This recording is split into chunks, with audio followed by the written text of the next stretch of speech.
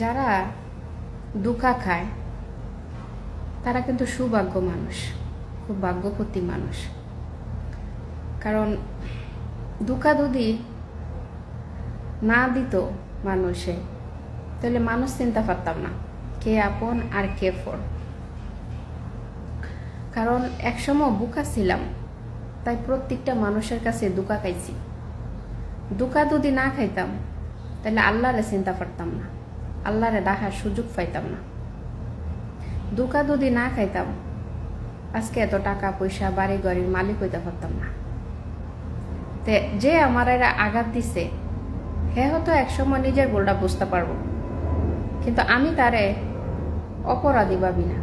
কারণ আমি সারে একজন ভালো প্রকৃতির মানুষ ভাবি, কারণ সে আমারে আঘাত দিছে ঠিকই, কিন্তু আমার নতুন করে জীবনটা বাঁচতে শিখাইয়া দিছে, আমার রাস্তাটা দেখাইতে শিখছে, আমার উপরে উঠার সিঁড়িটা দেখাইতে শিখছে।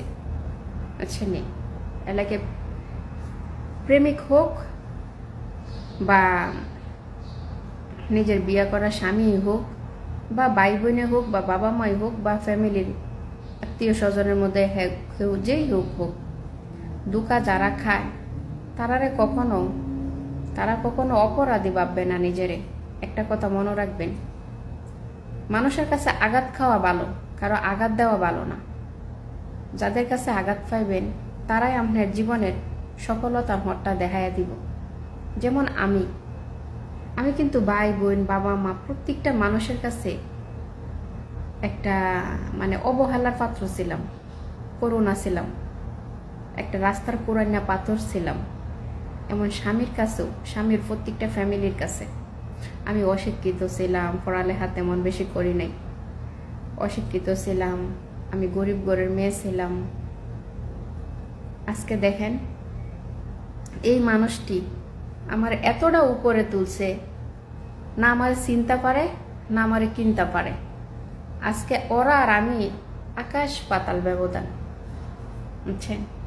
আমি ইচ্ছা করলে হ্যাঁ করে এক বাজারে বিক্রি করে আরেক বাজার থেকে আমি কিনতে পারি, বুঝছেন নি? তাই মানুষ কষ্ট দিলে কষ্ট মনে করতে নাই। আমি মনে করুম হে আমার জীবনের ভাগ্যের চাকা ঘুরাইয়া দিছে, আমি আজকে নিজে সফলতা হইয়া গেছি গা। কারণ আমার ভিতরে অতীতগুলা মনে রয়েছে, কষ্টগুলা মনে করছি, আমি আজকে অনেক কিছু করতে পারতাম। আর যদি আমি এই অতীতে পড়ে থাকতাম, কারো কথা মাথায় না রাখতাম বা কষ্ট মনে করিয়া কষ্টের জায়গাতে পড়ে থাকতাম, তাই আমি এত দূর আজকে কাছাইতে পারতাম না। তো যারা কষ্ট দেয় তাদের কথা কষ্ট পাইতে নাই, মনে করবেন তারা আশীর্বাদ করছে, আমার দোয়া দিছে, ভিতরে জিদ তুলাইয়া দিছে।